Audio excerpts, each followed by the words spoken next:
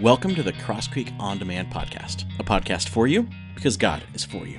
Today, we're wrapping up our series, Free to Follow, Rediscovering Jesus Beyond Religion. And we're asking the question, what if religion isn't the way to God? Maybe you've tried the formulas, the rituals, the effort.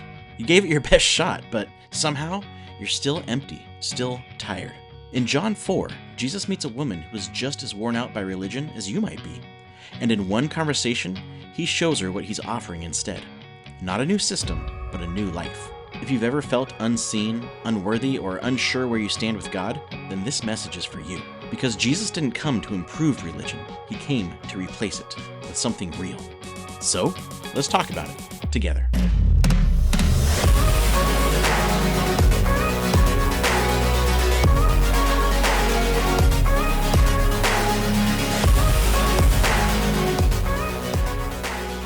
So for 4 weeks now, we've been pulling back the curtain, removing the extra stuff religion has added to following Jesus. And I think this is so needed because many of us have been taught to treat faith like a vending machine. See, we're sold a system, right? You insert effort, you receive blessing. But what happens when you press the buttons and life doesn't deliver? See, we're told if we drop in our money, say our prayers, our rituals, practice self-discipline, then God will give us what we want. A happy life, health, wealth, and good relationships. And there's nothing wrong with doing those things. But have you ever had this happen? You put your money in the vending machine, you press the buttons, and nothing happens. You wait, but no snack falls. Maybe you push the buttons harder. Maybe you shake or you smack the side a little bit. Maybe you try to reach up under that little grate thing. Maybe you even try to put more money in hoping it works this time. But still, nothing. It's frustrating, right? You did all the right things, but you have nothing to show for all your effort.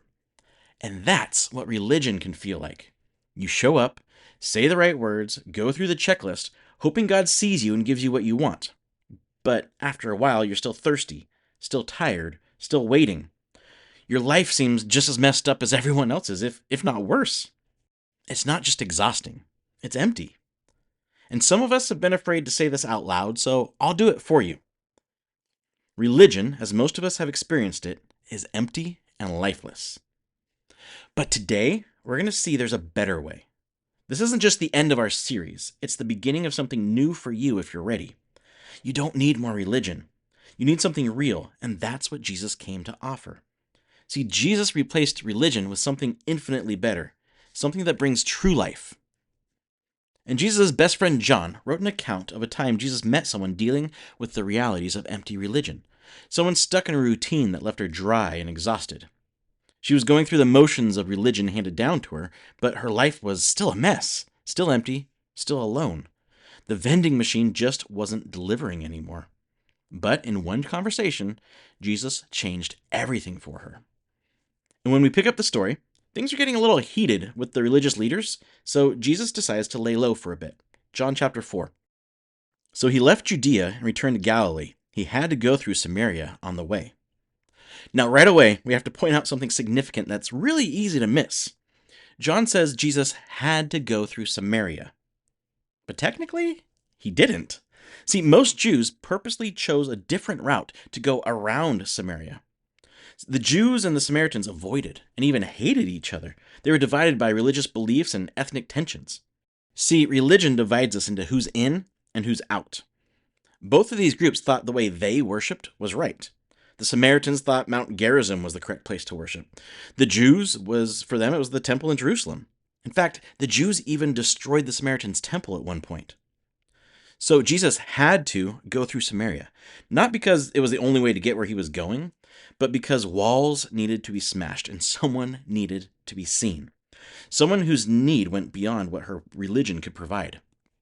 So, as they're traveling, Jesus and his disciples stop for lunch.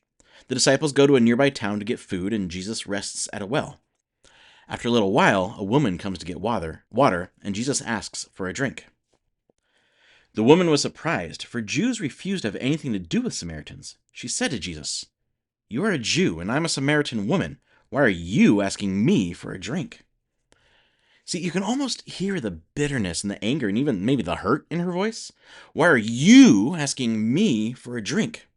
Jews weren't even supposed to drink from the same cups as unclean Samaritans. They were taught from a young age the only thing worse than a tax collector was a Samaritan, and the only thing lower than a Samaritan was a Samaritan woman. Jewish men didn't speak to women, especially a Samaritan woman. See, Jesus did more to elevate the status of women than any religion ever has. And this woman lived in a world where religion was based on who was in and who was out. But Jesus breaks down the cultural, racial, and religious walls we use to keep each other away. But he's not just there to talk, he's there to change a life. Jesus replied, "If you only knew the gift God has for you and who you are speaking to, you would ask me, and I would give you living water." "But sir, you don't have a rope or a bucket," she said. "And this well is very deep. Where would you get this living water? And besides, do you think you're greater than our ancestor Jacob, who gave us this well? How can you offer better water than he and his sons and his animals enjoyed?" Now, the phrasing living water was usually used to describe like a fresh, bubbling spring of water. And so the woman's like, "Who do you think you are? No thanks, I'm good, weirdo." Jesus replied, "Anyone who drinks this water will soon become thirsty again. But those who drink the water I give will never be thirsty again. It becomes a fresh, bubbling spring within them, giving them eternal life." "Please, sir," the woman said, "give me this water. Then I'll never be thirsty again, and I won't have to come here to get water." So Jesus says, "I'm not talking about what you think I am. Like, this is more. This is better. I'm talking about full, real life." See, the woman had been coming to the well day after day, getting the same old water that didn't satisfy or last. And that's just like religion, doing the same thing over and over, but never being fully satisfied, never finding what we really need. We've all chased things to feel full: success, relationships, religion, control. But we always end up back where we started: thirsty. And Jesus knew that, and he offered something better. He uses the woman's need for water to reveal a deeper thirst. In offering her living water, Jesus invited her to experience life beyond surface satisfaction. He invited her to experience an internal overflow, a continual well of love, meaning, and connection. Eternal life, starting now and lasting forever, knowing and enjoying God every day. And so the woman says, "Eternal life? Yeah, give me that water." So maybe she's starting to understand that he's talking about something other than actual water. And then Jesus gets to her true need and the true failure of her religion. He tells her, "Go and get your husband." And she says, I don't have one. And Jesus says, "You're right. You've had 5, and the man you're with now isn't your husband." Which explains why she's at the well at that time.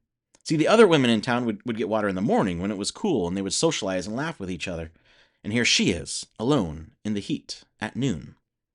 See, because of how her life has shaped out, she's ostracized, judged, trying to do the same things over and over and getting the same results, the same hurts, the same failures. And whether through divorce, death, or disgrace, she had become someone to avoid. See, religion says avoid people like her. Jesus says that's exactly who I came for. Religion creates shame. Jesus replaces it with dignity. And what's beautiful here is how calm Jesus is about everything. There's no rant. There's no lecture. There's no, "Hey, you need to clean yourself up."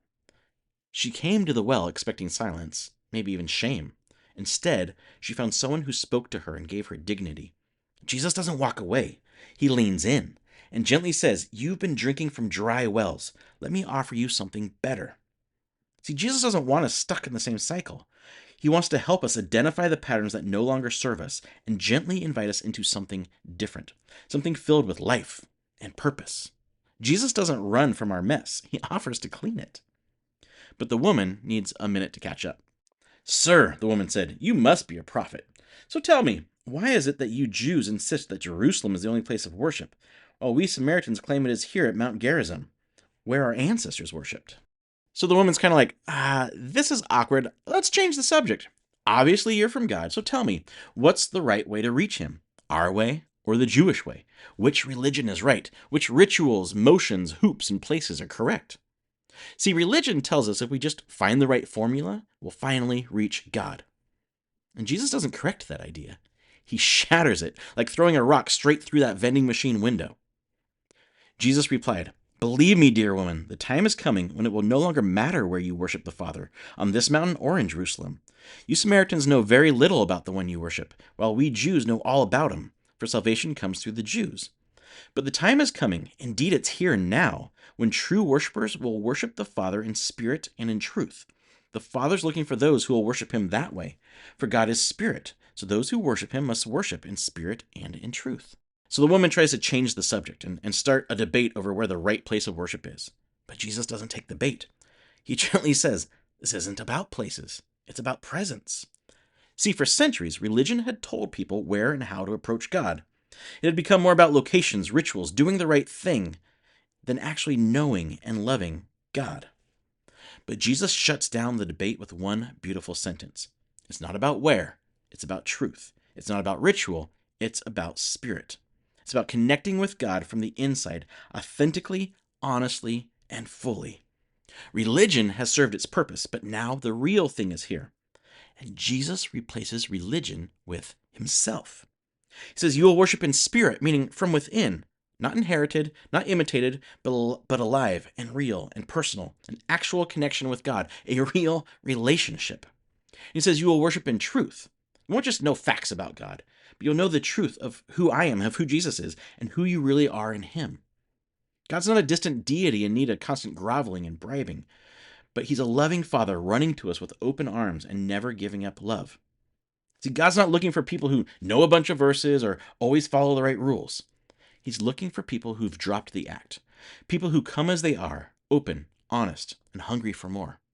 And after a lifetime of trying to earn God's attention and approval, after being rejected over and over, this woman doesn't know what to make of this. Her whole world is shaking. Everything she thought God expected of her is falling apart. And in one breath, Jesus gives her everything she's been waiting for.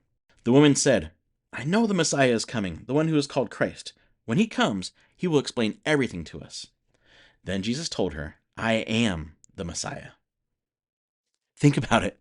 The first person Jesus clearly revealed his identity to wasn't a priest, wasn't a prophet, wasn't a powerful leader. It was this nameless, rejected woman who had almost given up on being seen. After all the rejection, the pain, and confusion, in that moment, she is the most important person on earth. God himself purposely and personally sought her out and gave her his full, undivided attention.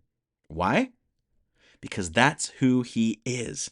He knew she was ready and needed him. We can't reach God through religion because he has already reached us through Jesus. No checklist, no contract, no cleanup speech. Just presence, just a person, just love. He says, you've been looking for what you need, but the person you need has found you. The woman left her water jar beside the well. I love that eyewitness detail. And ran back to the village, telling everyone, come and see a man who told me everything I ever did. Could he possibly be the Messiah? So the people came streaming from the village to see him. She came to the well to get water, and she left her jar because she found something even better. She's found the true living water and can't wait to share it with anyone who will listen. And that's what happens when someone finally encounters Jesus. Not religion, not rules, and not shame, but Jesus.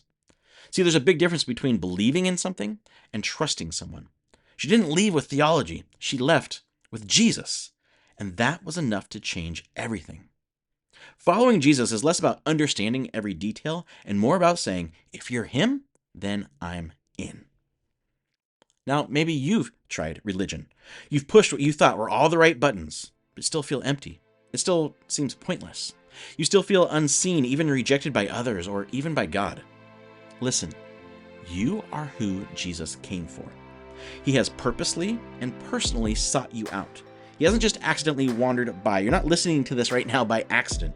He had to come to you. And right now, he's offering you what you've been needing all along. Not a program, not rules, not a better way of doing religion. He's offering himself. A relationship where you can be confident you are known, loved, and enjoyed. If you're ready to stop going through the motions and routine of a religion that never provides what it promises, if you're ready to drop the mask and the performance, then just tell him. Say, Jesus, I'm tired. I'm thirsty. I just want you. I choose to trust you and follow you only. Make me yours now and forever. And if you've accepted that life, either today or 50 years ago, here's my invitation for this week. Each morning, remind yourself, I am seen, loved, and enjoyed. And then ask yourself, who around me needs to be seen, loved, and enjoyed. Listen, no matter where you are in your story, no matter what you've done, doubted, feared, or hoped, here's the truth Jesus showed us again and again. You are free to be real. You are invited to be loved. You are not too late to be found. Jesus didn't come to create better rule followers. He came for wanderers, for skeptics, for the burned out and bitter, for the curious and cautious. He came for you. You don't need to promise him perfection. You just need to take the next step, and then the next. If you've forgotten everything else in this series, but remember just one thing, let it be this. Jesus proved grace is inexhaustible, love is undefeated, and you are not disqualified. Religion says earn it. Jesus says enjoy it. Religion says perform. Jesus says come home. You're seen, you're loved, you're free to follow.